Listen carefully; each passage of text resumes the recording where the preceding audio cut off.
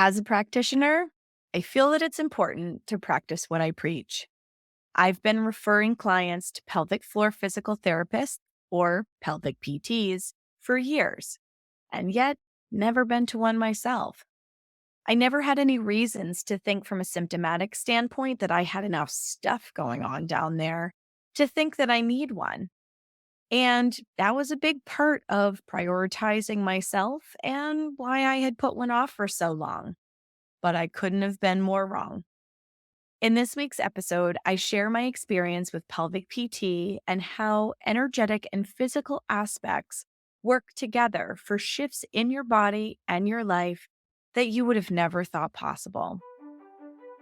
Hi, I'm Adrienne Irizarry. I'm an Eastern medicine practitioner who is passionate about women's health and helping women live their best lives.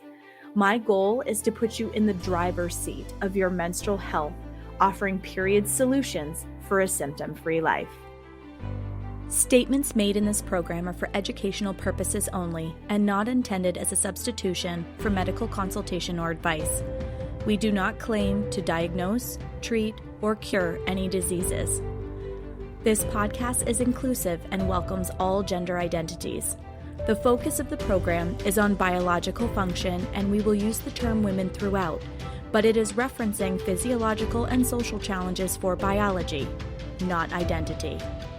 Come as you are, I am happy you're here and welcome all performances of identity. I hope you find something helpful in this show. Welcome back to another episode of the Reproductive Rebel podcast. So I am giving a little bit of an anecdotal journey today. So you'll get a juicy deep dive into Adrienne's journey with all of this. And I hope that it acts as an invitation to some of you to pursue other ways of looking at your emotional body and check out a pelvic floor PT. So, I wanted to talk about my work with pelvic PT. Recently, there was an episode that came out, Emotions in the Pelvis, with Dr. Emily Wilson. And after we had that conversation, I just felt so drawn and connected to her energy and the intuitive work that she does as part of her approach to working with people in their pelvic floor health and in their journeys, unpacking some of the things in that junk room that she was talking about in the episode. So if you haven't listened to that episode, please check out the Emotions in the Pelvis with Dr. Emily Wilson first, because it's going to make this episode make a lot more sense. So I made an appointment with Emily. I had not been to a pelvic floor PT. To be really honest, hadn't had one since I had my daughter. I had had some Ayurveda abdominal massage done. I see a chiropractor on a regular basis, an acupuncturist, but pelvic PT, even though I've always recommended my clients go see them, I never had any of the mechanical stuff like leaking when I sneeze or having a hard time to hold my bodily functions. So I never really thought that I needed one. So, and I know that there's a lot of people in that camp, which is exactly why I thought that it would be really powerful to, one, walk my talk and go see a pelvic PT and see what they could tell me about what was going on inside of my body, but also so that I could talk to people in a meaningful way about what the pelvic PT journey could potentially look like and, see if there were things that I needed to work on, right? So while I didn't have any glaring symptoms that said, yeah, I probably have some pelvic floor dysfunction, I should go see someone, it turns out that I actually had some stuff going on I didn't even realize. It wasn't presenting with life-changing symptoms, meaning needing to wear a pad or a liner because, moving around, I leak or anything of that nature. But there were some things that were showing up for me. The biggest challenge that I was having actually when I went in is the fact that I started having some tightness in my left hip, which was making it kind of difficult to put on socks, which was super frustrating and made me feel wicked old considering I just came through another birthday. So I went in, and really my only complaint was, hey, I'd really like to successfully put on my socks. And through the course of my conversation with her, she asked me some things that I hadn't thought to look at as potential areas that there could be any issues. So, whether you've had a baby or not, life, tension, trauma, stress, all of those kinds of things can affect your pelvic floor function. And if things aren't expanding and contracting, they don't have the flexibility that they need. We as women, we hold a lot of our emotions in our womb space. We hold them here because this is the seat of our creative energy. It's the seat of our identity. Whether we're deciding to create life and make a baby, or we're deciding to create a business, change our career, create a life for ourselves, right? Whether that's with a partner or not, it doesn't matter. All of our creative energy comes from this womb space. It's incredibly important. And so, in the show, Emily had talked about unpacking the junk room, and that we hold a lot of emotions and past stuff. It doesn't even have to be in this lifetime. It can be other lifetimes, as she talked about it in the program. But we hold a lot of stuff in this area, and that can create energetic blockages for all kinds of things. It doesn't necessarily have to manifest itself as physical symptoms. It could be emotional symptoms. It could be painful sex. It could be the inability to orgasm. It could be having difficulty with self expression. There's a whole bunch of things that could be elements in this junk room, right? So I, figured that there was probably something connecting my hip tightness and the fact that I've been in this big change and transition in the way that the practice is starting to move through the world. And in some ways, I'm comfortable with it because I feel like education is literally the foundational component that women are missing in their lives, and why they have period problems, why they have fertility issues, why life transitions are difficult, healing processes are not as effective. Like, I really truly believe that education and the lack of information that we get from day one of our first cycle through most of our reproductive life is a big reason why we have as many challenges as we do. So I took a look at, what am I seeing for symptoms? There's got to be a connection here. I think Emily is the practitioner that's going to help me figure it out. So I went to go see her because I am close enough to where she is located in Portland, Maine. If you are in New England, she is 110% worth the drive. There are a lot of great pelvic PTs nationwide, and Emily did provide me with some links to places that she had received some of her training, and I will include those in the show notes. So if you are not local to Portland, Maine, and cannot go see Dr. Emily, you can look for practitioners with similar types of experience that work in this pelvic PT area that might be local to where you are in the country or internationally. So do check out the show notes. Emily was wonderful and provided me with the directories of a couple of places that she has received some additional training that does influence the way she works with people. But I can tell you from my perspective that having that energetic component was exactly what I needed. For some women, pelvic PT is more of a like a I have this pain, or I'm having pain during sex. Can we work on the physical side of it? And they're not ready for that energetic deep dive. I am at a point in my life and in my career where I really felt like I needed that extra energetic love, so to speak, to help me move through some of the things that were creatively holding me back. I'm really excited about the practice moving in a more educational space. But for anyone who knows me, I'm a rather introverted, kind of shy person. And it's been hard for me to push myself out of my shell into an area that I'm not as comfortable with to share all of this information that I have. But I feel that it is so darn important to our health, our well being, the way we move through the world, how we feel about ourselves, all of those kinds of things, just like not apologizing for being a cyclical being. Well, if we understand that we're cyclical, then it doesn't end up making us feel like we're failing all the time or failing at least once a month because we don't have the energy to keep up with the pace of life around us, right? So I feel so passionate about those things and that education and teaching women about their bodies, how they work, how they move through the world, and how they can optimize the way that they move through the world to be more efficient, have fewer period problems. This has become, as I've said to my husband a few times, this is the hill I'm gonna die on, right?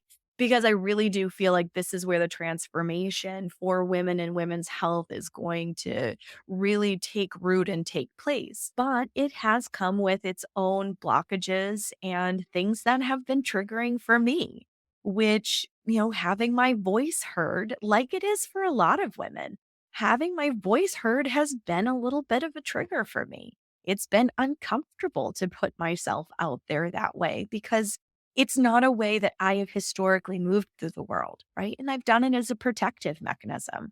And this is one of the things that was unpacked out of my junk room. So, yes, there was definitely a conversation. We talked about what was working, what was not. We talked about, how I felt in my body. Did I feel like it was functioning optimally? Did I feel like I had blockages, but maybe, something that I feel stuck? Like I hear that from my clients a lot. I feel stuck. I don't know why. I just know that something isn't working right in my body. And I work with that stuckness, that quote unquote stuckness, a lot with people in my practice. But practitioners need practitioners, right? I've jokingly said a few times, I wish I had a me to care for me. And I know that there are quite a few practitioners that feel that way because, our life experiences are unique to us and it shapes the way that we look at people, we look at experiences, just like the conversation that I had with Leah Shurton about having somebody make eye contact with you at a practitioner's office as part of informed consent and feeling like a person. Like all of those things, because of experiences we've personally had in our lives, shape how we show up as practitioners, right? And so, when you find a practitioner that you really connect with, it's invaluable because you feel like you can be held in a really meaningful way. And even though I'm a practitioner and I hold that space for people, it was so beautiful for me to find a practitioner who could hold that space for me as well. So, especially not only hold that space for me as well, but also hold such a vulnerable space, right? Because we hold all of this creative energy in our womb space, but a lot of us, part of what blocks us is past trauma, grief, loss, all those kinds of things. They stand as roadblocks in the way to what it is that we want to get out of our lives, whether that's a baby, whether that's a healthier menstrual cycle, whether that's the job that we've been working really hard for or a change of career. It doesn't matter what it is that we're trying to reach towards, right? So when we have these kinds of blockages, our body shows up. I read this really cool book called Stalking Wild SOAS, and I'll include the link for it in the show notes because it's a great book. But Stalking Wild SOAS, the author talks about your SOAS as being like a biointelligent being and that it oftentimes is like that energetic sensory receptor. And so there's a lot of times that people will start having like tightness in their hips or things like that. And it's because their SOAS is like pulling inward and guarding them. And that's actually one of the reasons why my hip was bothering me. starting to put myself out there in a way that made me feel more vulnerable, made my body physically, not intentionally, but physically, my body recoiled on itself. It pulled itself inward to guard my soft underbelly, right? So, my first appointment with Emily, I really felt like there was this huge breaking open, and I felt a little raw and vulnerable afterwards, not gonna lie.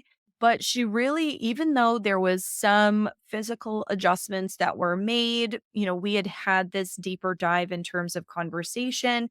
As we were doing certain types of work, I had images come up and I had emotions come up. And I realized that as she was touching different parts of my abdomen, my back, where all of these muscular structures connect into different places and are interwoven, I guess that's a good word, with other areas of the body, all of a sudden, like I totally didn't expect to see images, pictures, having emotions come to the surface. Like it really kind of caught me off guard, but it was the unlocking that I needed. I stopped getting laryngitis every time I went, or laryngitis looking symptoms. It was totally an energetic block. But I would go to record a podcast episode and I sounded like a frog was living in my throat. I'm like, what is going on right now? Or my voice disappeared entirely. And that was really frustrating. I had no idea, and I didn't put together at the time that there was this energetic piece that was feeding the reason why my body was showing up in that way. And so while the appointment started in a very clinical and more of a black and white kind of, you have this muscular structure, it's a little tight, we're going to do this release kind of thing, as that started happening, the unique, beautiful part of what Emily brought to my appointment with her was that then she started asking questions as she was doing these releases. What are you seeing? What are you feeling? Which one made me feel held? It made me feel seen, which is something that I try very hard to hold that space for my clients. It felt so good to be on the receiving end of that same kind of love and attention, especially working with such a vulnerable area of my body. Because the Western allopathic model is very invasive. Like, I have clients that come to me with pelvic trauma because they had a colposcopy done and now they can't be intimate with a partner. Like, this is not unique. This is a very common shared experience with a lot of women. And I'm sorry if any of this is triggering for anyone who is listening, but a lot of medical intervention is very triggering for a lot of people, particularly if you have to have recurring tests done or, things like that. It's hard. And we hold all of that. I saw this really great post on Instagram. I'm probably going to share it to my page. I'm going to repost it because, the author of it was a brilliant post. And it says that emotions and energy are our energy and they will mastitize if they're not addressed. And it's totally true. I see emotions showing up in people's body as fibroids, repressed emotions, right? Either a loss of voice or not feeling safe, whether it's in their relationship or they've had stuff in their past that's made them not feel safe. The body creates things like that as a safeguard. And I could do a whole episode on that, and I will coming up. But, just knowing that bottling that kind of energy or stifling our voice and cramming that stuff down into our system is how our junk room gets filled up in the first place. And all of us have a junk room. Even when we're very well adjusted, we're very in tune, we do a lot of personal growth work or whatnot, we all have a junk room. And we might be in various stages or relationships with that junk room. We may be gaining better perspective, have a healthier relationship with it, but we all have a junk room. And I personally know that I've done a ton of work. I've worked with Reiki practitioners. I've worked with other energetic professionals. I've worked with tons of people to deal with my junk room. And yet, I never had anything address my junk room quite in the same way as pelvic PT did.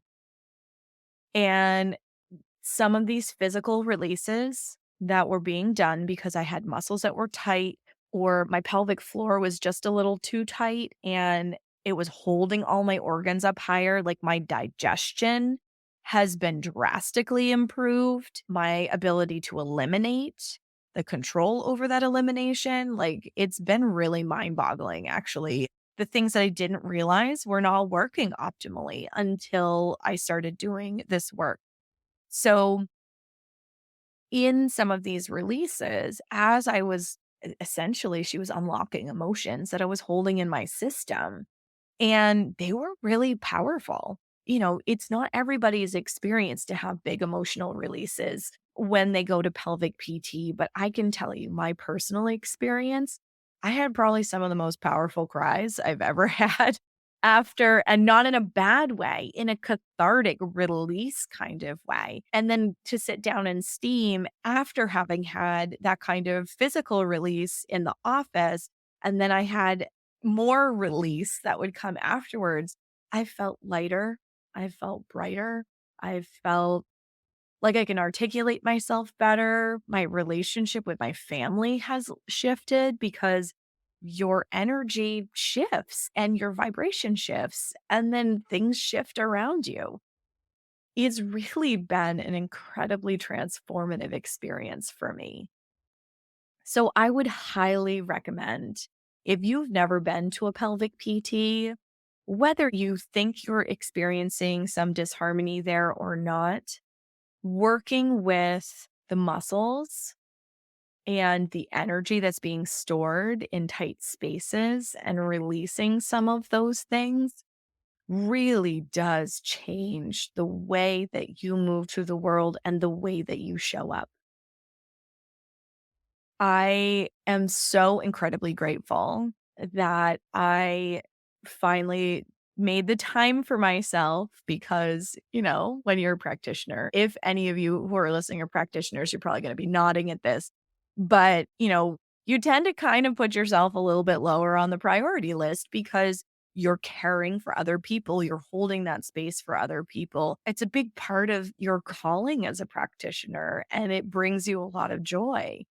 And yet, at the same time, it is very common because we feel like we're really helping people, and we are, but prioritizing our own care can sometimes be difficult because we're working on fitting in others to be able to help as many people as we can, right?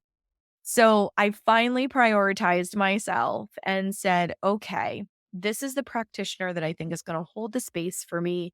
And when you're choosing a practitioner, particularly for pelvic PT, make sure they resonate with you. When you're looking at a pelvic floor practitioner, they have to make you feel held. There is so much in the allopathic model that we don't feel seen, we don't feel heard, and we feel like a number.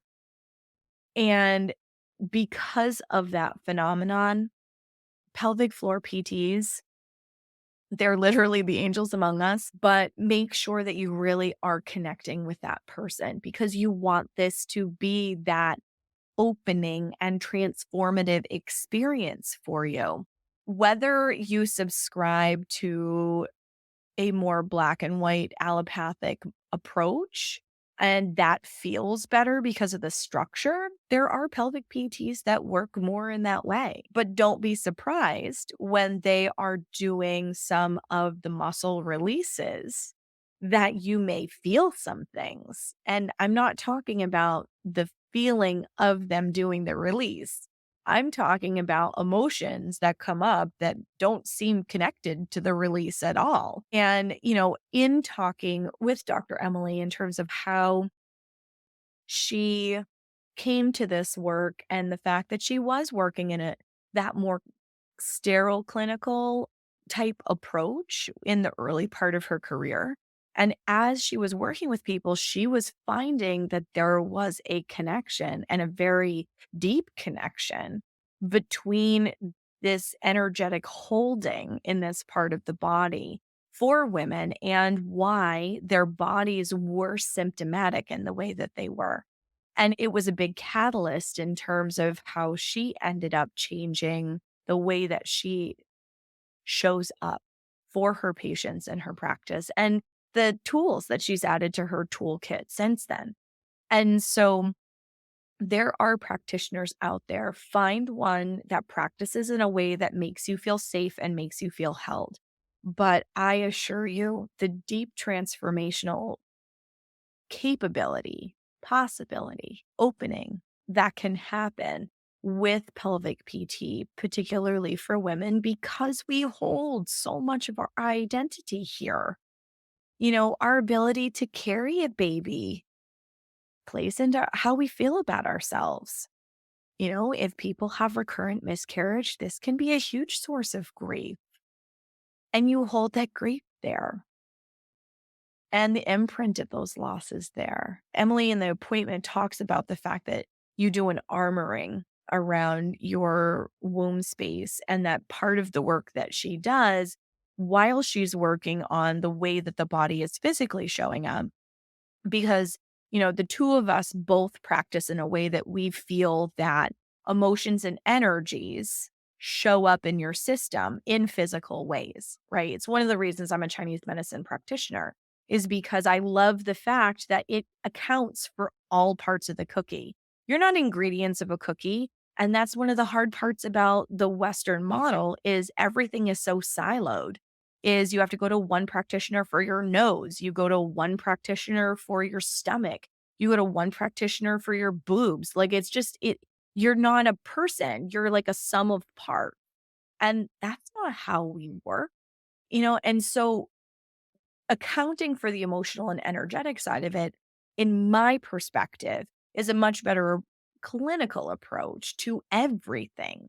Because if somebody is stressed out about a procedure, it's not going to go quite as well. If somebody feels held and safe with the practitioner who's doing the procedure, the outcome is going to be better. Right. So our emotional state really does influence the way our body shows up in the world. And so I found that pelvic PT has been one of the deepest unlockings that I've had in terms of moving past trauma. I have trauma in my past on a bunch of different levels, and being able to move that out of my system, I physically feel like I have more space in my abdomen. And I didn't even realize that I was constricted in that way. So I just wanted to kind of share my experience with pelvic PT and how transformational it's been for me. I thought it would be a really good follow up to that really beautiful conversation that I had with Dr. Emily a couple of episodes ago, because we do hold so much here and we don't talk about it that way. And yet, men and women are emotional creatures, but women's brains, the way that our brains fire and process things, we are so much more emotionally driven, that that energy in our system has the power to do incredible transformational good or mastitize and show up with disharmony and dysfunction. And one of the places that we really hold on to this, and this is why pelvic steaming also is so incredibly powerful for this kind of transformational change in someone's life, is you're moving energy, fluids, all these things through your pelvis and your womb space and this incredible seat of your identity and your creative energy. One of the two acupuncture points on your perineum that's getting a lot of love and attention from pelvic steaming is a low point that moves things that are stuck. You get huge emotional releases. And it's that point that I was talking about, that low point runs right through the whole front midline of your body. It runs through your uterus. Like, it's incredibly powerful, folks. So a big part of our transformation in our health journey is dealing with emotions and old stuff and energetic blockages. And that does help to solve physical symptoms. It's one of the aspects of what creates the root cause behind why symptoms show up. So, Chinese medicine believes in this root and branch theory that, if you nourish the roots of the plant is going to flourish. And if there's anything that is at the root cause that isn't working in the highest and best good of the body, then you're going to have branches or symptoms that are showing up that point to what's going on at the root. And that can and often does have a big emotional, energetic component. So I wanted to share my experience because I think it is incredibly powerful to be a product of what you preach, right? I've been referring people to pelvic PTs for years. I understand their gifts. I think that they're a very, very valuable part of a woman's health team. And yet I had never prioritized myself enough to be able to go see one.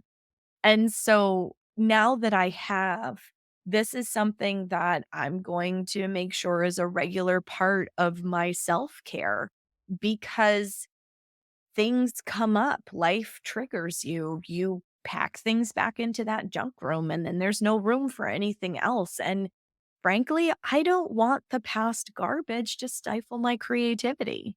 I don't want it to be a roadblock and stand in the way of the things that I want to give to the world.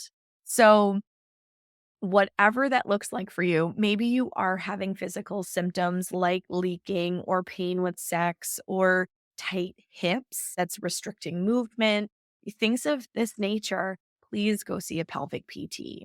Like I said in the show notes, I'm going to include those 2 directories that Emily provided of places where she's received additional training. So those are going to be practitioners that are pelvic PTs, but like-minded and similar approaches. But please seek out a pelvic PT. I highly encourage it from a structural perspective because as you get older, your hormones change, life things change. There's so many things that are constantly fluid in a woman's life, up to and including her hormones throughout the entire month. Changes happen. And so pulling this modality into your life and getting regular maintenance is just going to help you thrive and flourish. So, for more information, check out the show notes. I highly, highly encourage you to seek out a pelvic PT and all of the gifts that they can provide your life. I'm so grateful that I did that for myself. And I just want to say thank you again to Dr. Emily Wilson for sharing her light and her gifts and her incredible knowledge as a practitioner with me, both as a professional being on the show and with referrals, but also as a practitioner who really held space and cared for me and saw me in a way that I needed to be seen so that I could show up in my highest and best good. So, thank you so much for listening to this episode. Join us next week. Thank you for joining me for another episode of Reproductive Rebel. Reproductive Rebel is recorded by certified peri-steam hydrotherapist, herbalist, sound healer, and Chinese nutritional therapist Adrienne Irizarry of Moon Essence LLC. If you are interested in setting up an appointment with Adrienne for one-on-one support, ordering from our store, or checking out our course offerings, visit our website at moonessence.life.